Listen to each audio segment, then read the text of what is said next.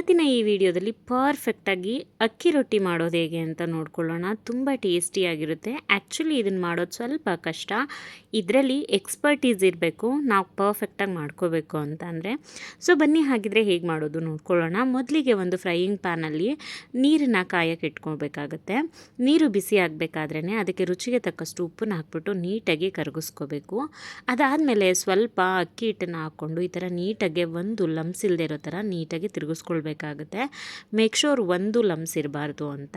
Actually ಈ video ಬಂದು ನಾನು ಮಾಡಿರೋದಲ್ಲ, ನಮ್ಮ ಅಕ್ಕನ ಕ್ಲೋಸ್ ಫ್ರೆಂಡ್ ಶಶಿ ಅಕ್ಕ ಮಾಡಿ ಕಳಿಸಿರೋದು. ಇನ್ಫ್ಯಾಕ್ಟ್ ಇದು ಹಾಸನಿಂದ ಮಾಡಿ ಕಳಿಸಿದ್ದಾರೆ ನಮಗೋಸ್ಕರ.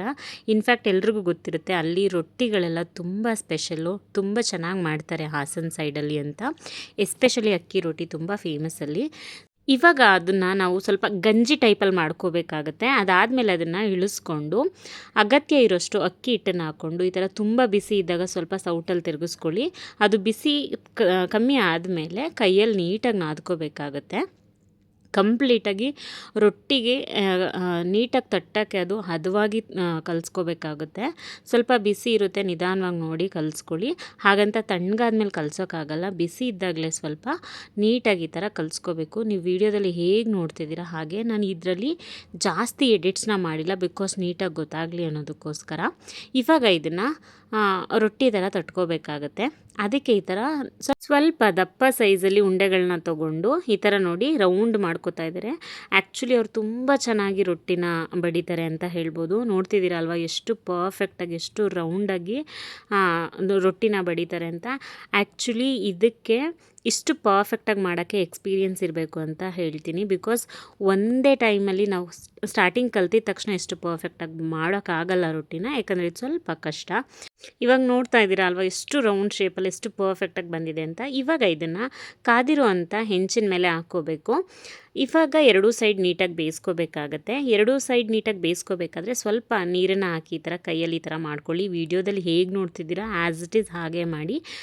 ಸೊ ಚೆನ್ನಾಗಿ ಬೇಯೋಕ್ಕೆ ಹೆಲ್ಪ್ ಆಗುತ್ತೆ. ಮತ್ತು ವೈಟ್ ಪ್ಯಾಚಸ್ ಥರ ಬರಲ್ಲ ರೊಟ್ಟಿ ಮೇಲೆ. ಸೊ ತಿನ್ನುವಾಗ ನಿಮ್ಗೆ ಚೆನ್ನಾಗಿ ಅನಿಸುತ್ತೆ ರೊಟ್ಟಿ. ಇವಾಗ ಎರಡೂ ಸೈಡು ನೀಟಾಗಿ ಬೇಯಿಸ್ಕೋಬೇಕಾಗತ್ತೆ. ಇಲ್ಲಿ ಇನ್ನೊಂದು ರೊಟ್ಟಿನ ಹಾಗೆ ತಟ್ಕೋತಾ ಇದ್ದರೆ, ಯಾಕಂದರೆ ಒಂದು ರೊಟ್ಟಿ ಬೇಯಿಸ್ಕೊಳ್ತಿರ್ಬೇಕಾದ್ರೆ ಇನ್ನೊಂದು ರೊಟ್ಟಿ ತಟ್ಕೊಂಡ್ರೆ ಬ್ಯಾಕ್ ಟು ಬ್ಯಾಕ್ ಬೇಯಿಸೋಕ್ಕೆ ಸರಿ ಹೋಗುತ್ತೆ ಅಂತ ಹೇಳಿಬಿಟ್ಟು.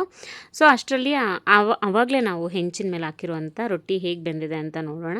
ನೋಡಿ ಎಷ್ಟು ನೀಟಾಗಿ ಬೆಂದಿದೆ. ಆ್ಯಂಡ್ ಎಡ್ಜಸ್ ಎಲ್ಲ ಈ ಥರ ಇದು ಮಾಡ್ಕೊಬೇಕಾಗುತ್ತೆ. ಯಾಕೆ ಅಂದರೆ ರೊಟ್ಟಿ ಚೆನ್ನಾಗಿ ಬೆಂದು ಎಡ್ಜಸ್ ಬೆಂದಿಲ್ಲ ಅಂದರೆ ಚೆನ್ನಾಗಿರಲ್ಲ, ಅದಕ್ಕೋಸ್ಕರ ಇದೇ ಥರ ಎಲ್ಲ ರೊಟ್ಟಿನೂ ಬೇಯಿಸ್ಕೋಬೇಕು. ನಿಮಗೆ ಇದಕ್ಕೆ ಕಾಂಬಿನೇಷನ್ ಆಗಿ ಏನಾದರೂ ಪೇರಪ್ ಮಾಡ್ಕೋಬೋದು. ಫಾರ್ ಎಕ್ಸಾಂಪಲ್ ಕಾಯಿ ಚಟ್ನಿ, ಅಥವಾ ನಾನ್ ವೆಜಿಟೇರಿಯನ್ಸ್ ಆದರೆ ಚಿಕನ್ ಸಾಂಬಾರು, ಮಟನ್ ಸಾಂಬಾರು ಎಲ್ಲದ್ರ ಜೊತೆ ಚೆನ್ನಾಗಿರುತ್ತೆ.